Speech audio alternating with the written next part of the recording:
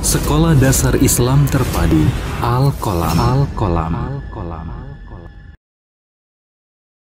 Assalamualaikum. Gimana kabarnya hari ini? Semoga sehat selalu ya. Berjumpa lagi bersama Ustazah Cika dalam pelajaran tema 2, subtema 2, fokus pembelajaran IPA.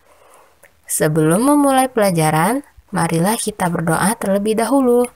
A'udzu billahi minasyaitonir rajim. Bismillahirrahmanirrahim. Rabbi zidni ilma warzuqni fahma. Artinya, ya Allah, tambahkanlah aku ilmu dan karuniakan aku kefahaman. Amin ya rabbal alamin. Materi kita hari ini yaitu ciri khusus hewan dan adaptasi hewan. Materi pertama yaitu ciri khusus beberapa jenis hewan. Hewan yang pertama yaitu bebek. Cirinya, bebek memiliki kaki berselaput untuk berenang. Bebek juga memiliki bulu-bulu yang ternyata kedap terhadap air. Pada permukaan bulu bebek, terdapat lapisan minyak yang diproduksi oleh suatu kelenjar yang terdapat pada bagian ekor bebek. Minyak yang dihasilkan itu kemudian disebarkan ke seluruh permukaan bulu bebek dan membuatnya menjadi tahan air. Pada bagian dalam, bulu-bulu bebek memiliki tekstur yang lembut serta dapat berfungsi menghangatkan tubuh bebek. 2. Semut. Semut memiliki antena yang digunakan untuk berkomunikasi satu sama lain dan mendeteksi bau yang dikeluarkan oleh semut lain. Selain itu, antena semut juga berguna sebagai alat peraba untuk mendeteksi segala sesuatu yang berada di depannya.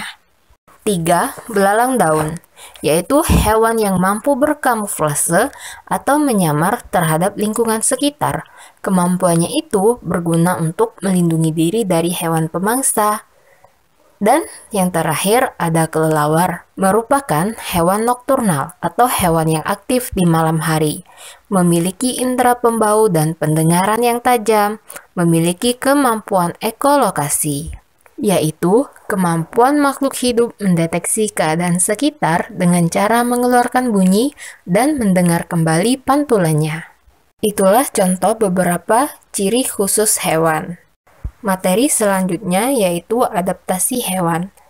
Adaptasi adalah kemampuan makhluk hidup menyesuaikan diri dengan lingkungan hidupnya. Adaptasi ada 3 jenis. Yang pertama, adaptasi morfologi, adaptasi fisiologi, dan adaptasi tingkah laku. Yang pertama kita bahas adaptasi morfologi, yaitu adaptasi yang dilakukan makhluk hidup melalui penyesuaian bentuk atau alat-alat tubuhnya dengan lingkungan habitatnya. A. Adaptasi bentuk paruh burung, yaitu untuk menyesuaikan dengan cara makan dan jenis makanannya. B. Tipe mulut serangga, menyesuaikan dengan cara memperoleh makanan dan jenis makanan. C. Adaptasi bentuk kaki atau cakar burung sesuai tempat hidupnya. D. Adaptasi bentuk gigi pada hewan karnivora, herbivora, dan omnivora. E. Adaptasi ketebalan bulu sesuai suhu di tempat hidupnya. Contoh adaptasi bentuk paruh pada bebek dengan ciri paruhnya yaitu paruh berbentuk seperti sudut dan pangkalnya bergerigi. Hal ini berguna untuk menyaring makanan dari air dan lumpur. Jenis makanannya yaitu ikan dan cacing. Kemudian ada burung pemakan serangga. Cirinya memiliki paruh runcing agak panjang untuk memahat kayu pada pohon dan menangkap serangga di dalamnya. Selanjutnya, burung pelikan. Cirinya paruh panjang dan berkantong besar pada bagian bawahnya untuk menyimpan ikan. Dan contoh yang terakhir, ayam, yaitu memiliki paruh pendek, tebal, dan runcing.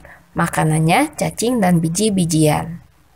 Kemudian adaptasi bentuk cakar. Cirinya yang pertama yaitu kaki ayam. Memiliki 3 jari menghadap ke depan dan 1 jari menghadap ke belakang, tidak tumbuh sempurna. Kemudian itik dan bebek. memiliki jari kaki berselaput yang berfungsi untuk berenang. Dan contoh terakhir, elang dan raja wali. Cirinya, jari kaki pendek, kuku melengkung, tajam dan cakar kuat untuk mencengkeram mangsanya. Adaptasi bentuk mulut serangga. A. Belalang untuk menggigit, kemudian lebah untuk menghisap, kupu-kupu untuk menghisap, dan nyamuk untuk menusuk. 2. Adaptasi fisiologi, yaitu adaptasi yang dilakukan makhluk hidup melalui penyesuaian fungsi kerja alat-alat tubuh dengan lingkungan habitatnya. Contoh adaptasi fisiologi, pertama, adaptasi sistem pencernaan pada hewan memamah biak, yaitu ia memiliki 4 jenis lambung dalam alat pencernaan untuk memudahkan mencerna makanan. B. Rayap yang memiliki zat tertentu untuk mencerna kayu yang dimakannya. 3. Adaptasi tingkah laku, yaitu adaptasi makhluk hidup melalui penyesuaian tingkah laku dengan lingkungan habitatnya. Contoh, mimikri pada bunglon, autotomi pada cicak, tokek, dan kadal, menggulung tubuh pada hewan kaki 1000. Tugas hari ini, ayo kerjakan soal halaman 102 ya.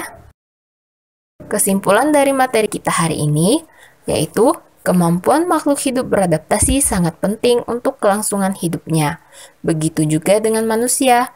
Kita harus mampu beradaptasi dengan lingkungan sekitar kita dan juga dengan kondisi yang Allah tetapkan untuk diri kita. Penyesuaian diri adalah usaha manusia untuk mencapai keharmonisan pada diri sendiri dan lingkungannya. Proses penyesuaian diri ini akan berlangsung terus-menerus atau sepanjang hayat. Sekian materi dari Ustazah. Marilah kita mengucapkan lafaz hamdalah, alhamdulillahirabbil alamin, dan doa penutup majelis. Subhanakallahumma wa bihamdika asyhadu an la ilaha illa anta astaghfiruka wa atubu ilaik. Wassalamualaikum warahmatullahi wabarakatuh.